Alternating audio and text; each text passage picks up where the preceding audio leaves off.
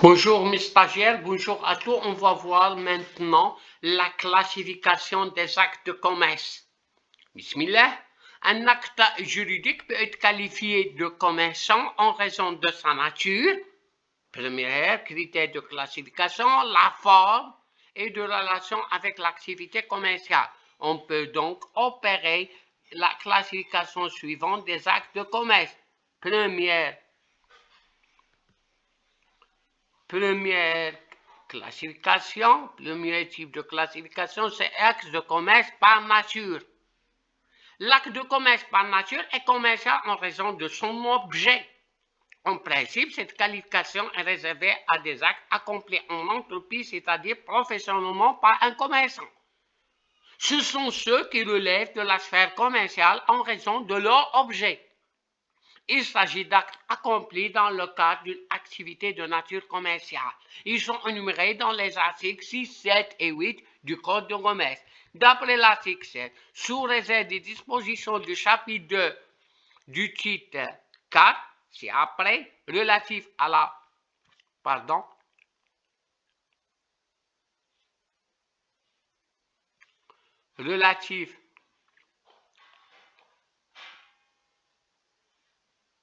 la publicité au registre de commerce,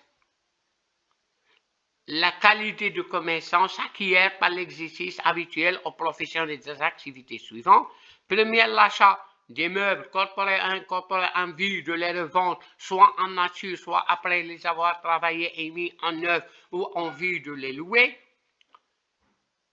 La location des meubles corporels et incorporels en vue de leur sous-location, l'achat d'immeubles en vue de les revendre en l'état ou après transformation, la recherche et l'exploitation des mines des carrières, l'activité industrielle artisanale, le transport, la vente, crédit et transactions financières, les opérations d'assurance à prime fixe, le courtage, la commission et toute autre opération entremise, l'exploitation d'entrepôts et de magasins généraux, l'imprimerie et d'édition, quelle en soit la forme et le support, le bâtiment et les travaux publics, les bureaux et agences d'affaires, de voyage, d'information, de publicité, la fourniture de produits et services, l'organisation des spectacles publics, la vente aux enchères publiques, la distribution d'eau, d'électricité, de gaz, les postes de télécommunication et la domination. Ça veut dire qu'ils sont déjà fait l'article du Code du commerce, l'article 6. Maintenant, on va voir l'article 7. La qualité de commerçant s'acquiert également par l'exercice habituel aux professionnels des activités suivantes. Toute opération portant sur les navires et les aéronefs et leurs accessoires, toute opération se rattachant à l'exploitation des navires et aéronefs et au commerce maritime et aérien. Maintenant, puisque les actes de commerce est en évolution, ça veut dire on ajoute une autre type. Ça veut dire la qualité de commerçant s'acquiert également par l'exercice habituel aux professions de toute activité pouvant être assimilée aux activités énumérées aux articles 6 et 7 du. Maintenant, on va entamer la deuxième type de classification, les actes de commerce par la forme. Le droit commercial emploie certains mécanismes juridiques qui lui sont propres. Ici, c'est la forme de l'acte qui lui donne la qualité de l'acte de commerce, qu'il soit accompli ou non par le commerçant. La forme de l'acte a été retenue par le Code de commerce pour certains instruments de commerce et pour certaines sociétés. Faites attention. Et les instruments de commerce, qu'est la lettre de change billet à ordre. L'article 9 du Code de commerce dispose son réputé acte de commerce, la lettre de change et le billet à ordre. Comme on va voir dans les autres vidéos, je donne la résumé ici quelques notions. Elle a la lettre de change ou le billet à ordre ou quelques sociétés. La lettre de change est un écrit par lequel une personne donne le mandat à une autre, le tirer, de payer un tiers le porteur au bénéficiaire une certaine somme à une époque fixée. La lettre de change est réputée acte de commerce, quelle que soit la personne qui l'a signé, qu'elle soit acte de commerce. Lorsqu'un non-commerçant signe une lettre de change, il est soumis à la loi commerciale et aux tribunaux commerciaux.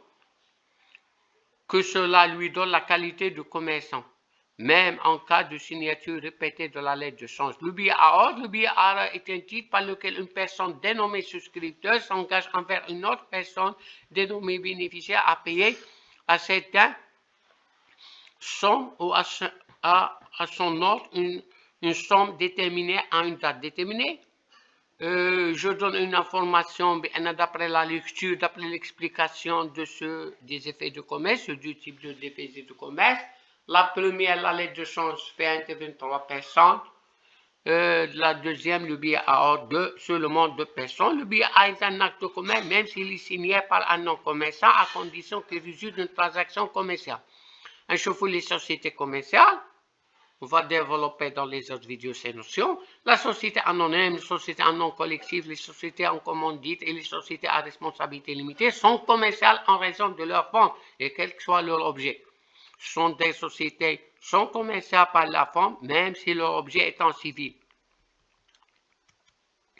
Un chauffeur, troisième type de classification des actes de commerce. Actes de commerce par accessoire.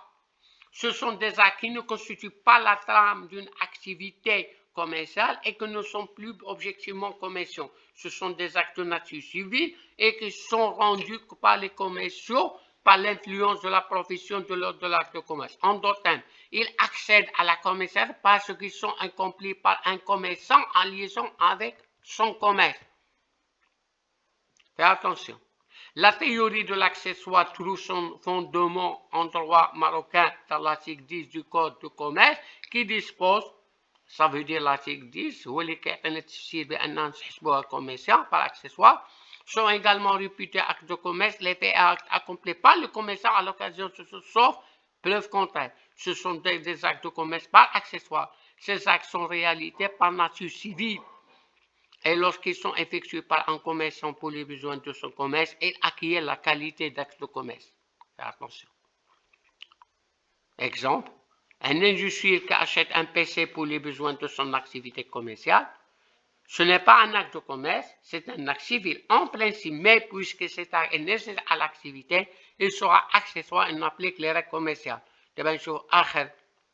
Type de classification des actes de commerce, question acte de mix, suivant l'article 4 du code, ça veut dire du code de commerce, dit Béna, lorsque l'acte est commercial pour un contractant et civil pour l'autre, les règles de droit commercial s'appliquent à la partie pour qui l'acte est commercial et ne peuvent pas être opposées à la partie pour qui l'acte est civil, sauf disposition spéciale de contraire.